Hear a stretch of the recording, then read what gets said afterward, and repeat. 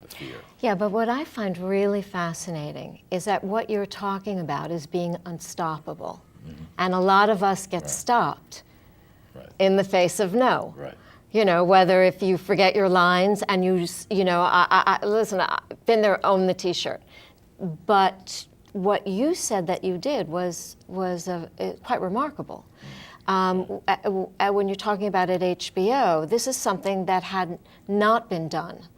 And I'm sure your curiosity and your needing to know why was the driving force. But I'm sure there were higher ups that were going, time is money. How are you doing on this?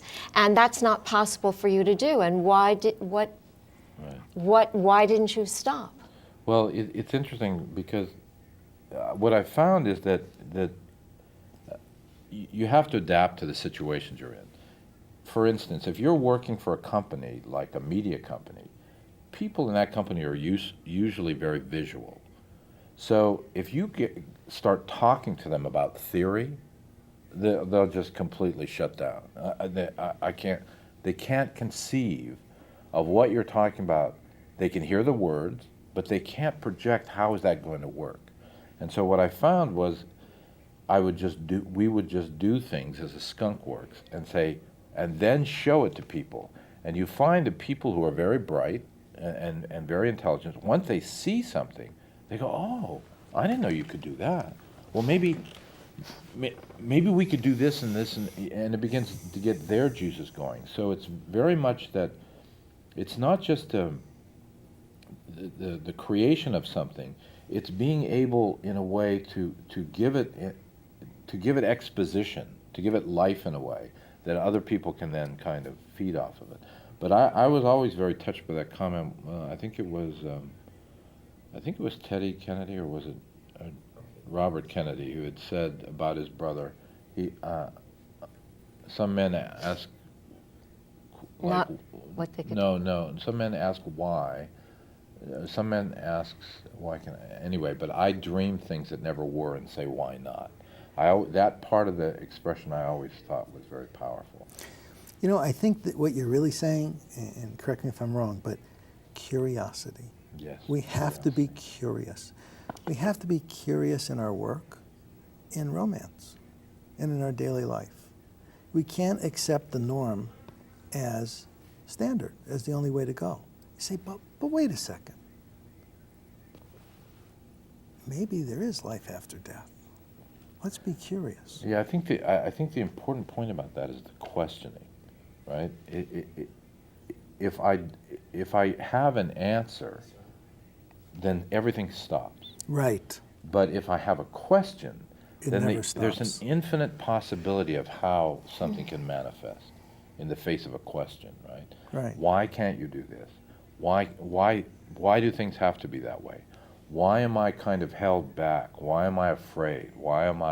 If I'm not asking the question, I can't learn, I can't move anywhere because I'm stopped. And somebody says, well, you can't do that because of this. If you take that as the answer, then nothing will happen. So basically the first baby step is to ask the question, not look for the answer. Right. The answer will come. But really the question is to be curious. Curiosity is the question. So be curious about everything in life. Yeah, I think exactly. I think they're analogous. I think questioning, curiosity, because the curiosity is the energy that powers the question. Right. It's the emotional energy of you that powers that question. It makes you kind of go looking. Why is this? Why is that? Why isn't that? Maybe the next baby step would be, okay, here you are. You have the question. And the question is,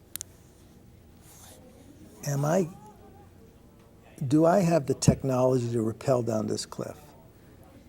Do I have the passion to fall in love? Well, now you have to act on that. Yeah, I do. I think they are different things in a way. I mean, the question of passion and love is a very complex one, because I think that sometimes it meets you unexpectedly, right? When you least expect it, there's suddenly something manifests itself. And what's interesting is that you begin to kind of, and this is another interesting problem, I think. We are so fragmented as people. We begin to think about love and think about, well, is this right or is it blah, blah, blah, and it's the intellect that kind of short circuits the actual feeling, which is actually fairly pure and fairly unadulterated at the beginning, at least. And then this kind of fear: will they like me? Well, what will happen over time? You know, what about? It's an interesting thing that the mind begins to become a debilitating force, because it begins to narrow the possibilities. But wouldn't you say the reason the mind does that is because we don't truly love ourselves? We can't look in the mirror and confidently say, "You are absolutely beautiful and I love you." Yeah, I think that's part of it. I think that being able to kind of be in yourself is a quality of relaxation, and that we are so. I know you had a show earlier on about stress. We're so tight and so worried about everything that we're not able to relax enough in ourselves to begin to actually have that sense of being here, of a certain kind of self-love that's not egoistic, Right. but a respect for the life that's in me. And then from that, because I don't have compassion for myself, right? I find it impossible to have compassion for others. Absolutely. Right. Or to love someone else if you don't love yourself. Because the fact is that we're all, and we see that, you know, the longer you're here and the more that we live, we see that there are failings that we all have, and there are strengths that we all have, and we're kind of at war with ourselves because we think that the weaknesses in us are bad and they need to be fixed, instead of actually just accepting them as being part of who I am. And we think that these other things are, well, if I say too much good things about myself, then I'm too egoistic and I'm aggrandizing myself, instead of actually just including, what was it Shakespeare said? The elements were so mixed in him that all the world could say, here was a man, right? That we are mixed in those elements, and we need to be able to accept that that's who we are. So, in order to, it seems to me in the process of creating and discovering what became known as HBO on demand, that curiosity is kind of playful. Yes. And you can't be attached to the result of what it's going to bring you. You just stay in process. Yeah, I think it was never for me, let me see if I can do this thing so that I can grow and climb the corporate ladder. In fact, I never cared about that. What I cared about was, boy, it'd be really cool if we could do this, or it'd be really cool if you could do that.